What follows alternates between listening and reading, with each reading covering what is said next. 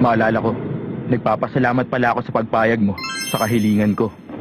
Oo nga, nangako ako sa'yo na gagawin kitang tagasunod ko. Tama na ba rito? Oo. Pero magsasanay lang naman tayo at hindi ito totoong laban, di ba? Tama, ganun nga ang nasa isip ko. Pero gusto ko sanang ilabas mo na ang lahat. Para maibigay ko rin ang lahat ng kaya kong gawin.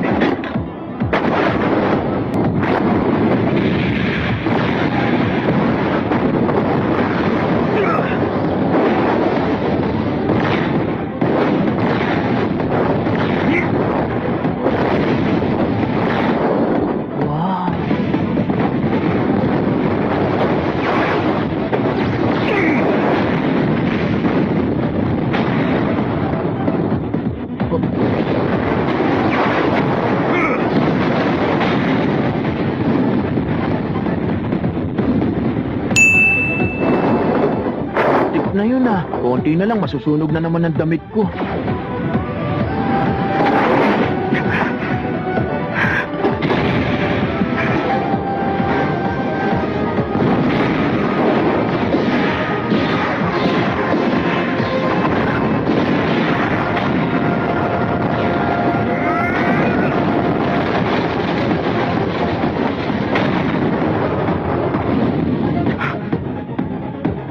Nawala siya. Paninin niya lang ba yung nahabol ko magmula pa kanina?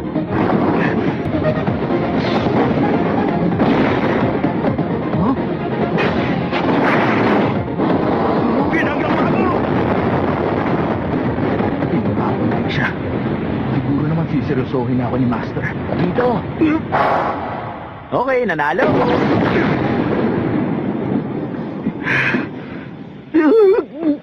Master! Ha? Nakalimutan mo na bang patakaran sa labanan?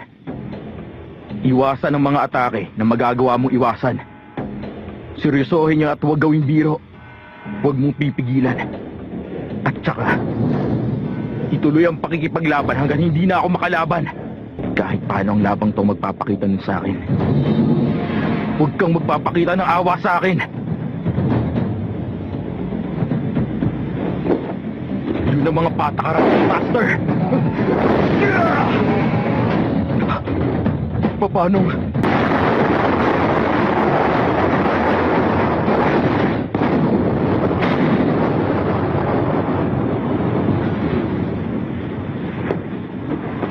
Nagugutom na ako. Oras na para mananghalian. Kumain tayo ng udon noodles. Okay, sige. Nakahanda na akong gawin ang lahat para mas lalo pa akong lumakas. Pero, hindi ko nakikita ang sarili ko makakaabot man lang sa lakas ni Master. Hindi talaga.